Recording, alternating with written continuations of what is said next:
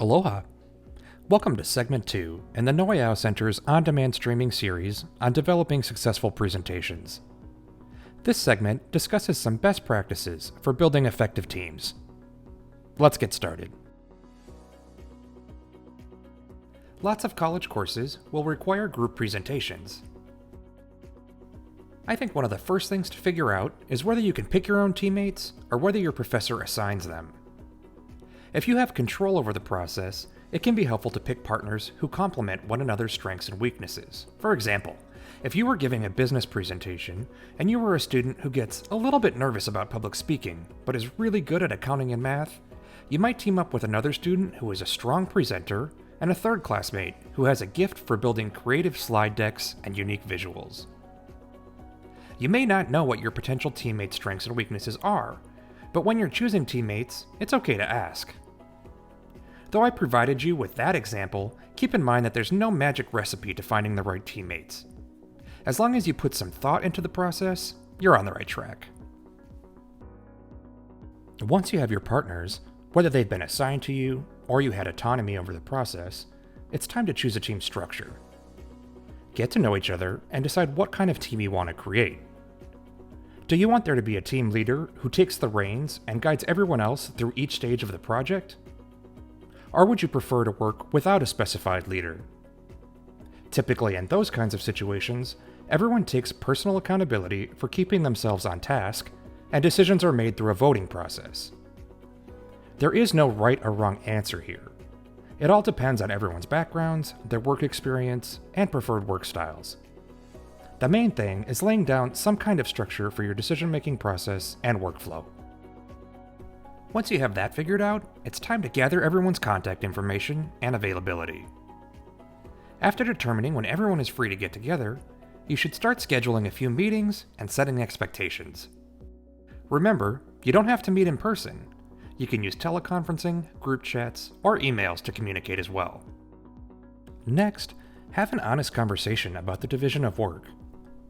In an ideal world, everything would be divided perfectly evenly on a team project.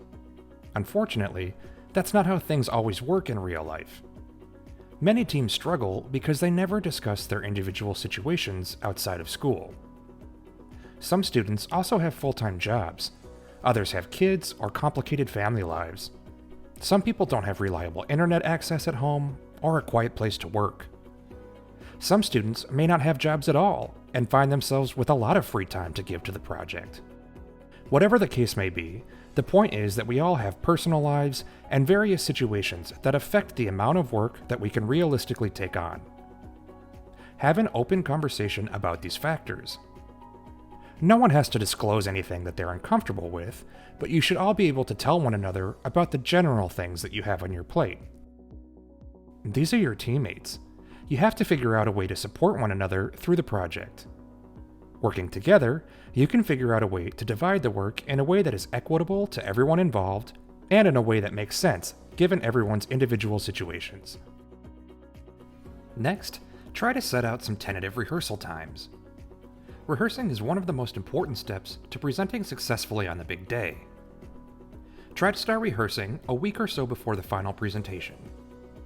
It's important to try to get some dates on the calendar because you're all going to have to carve out big enough chunks of time to get through multiple dry runs. Scheduling these slots early will give people time to plan accordingly. Rehearsals are where you work out all the kinks, so be sure to plot out an adequate amount of meeting time. You may also want to meet in person to rehearse, and planning ahead is often necessary to secure a room or sufficient place to practice. Finally, handle challenges professionally. Issues inevitably rise on any team project. It's important to figure out how the team will handle them. In the beginning, some teams like to lay down ground rules about how they'll resolve conflicts.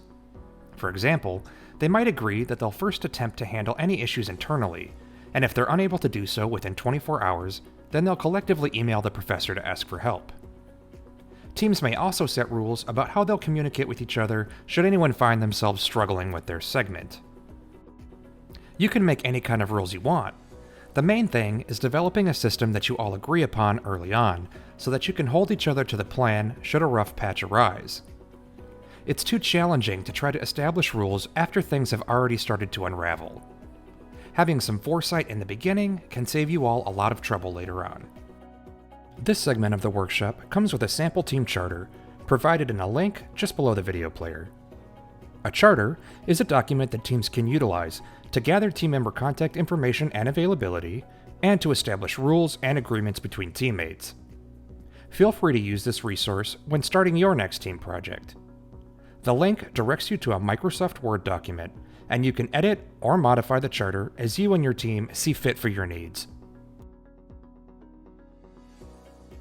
If you're completing this workshop for credit, pause the video here and complete questions 1 through 4 in the quiz. Remember to hit the Submit button once you've finished. Hit play when you're ready to resume to review the full list of segments covered in this workshop and our contact information at the Noah Yao Center. Here's a series overview of the other segments included in this workshop. In just a moment, we'll provide you with our contact information, including our website, so feel free to visit to view any of these other videos or any of our other streaming offerings. Thanks for watching.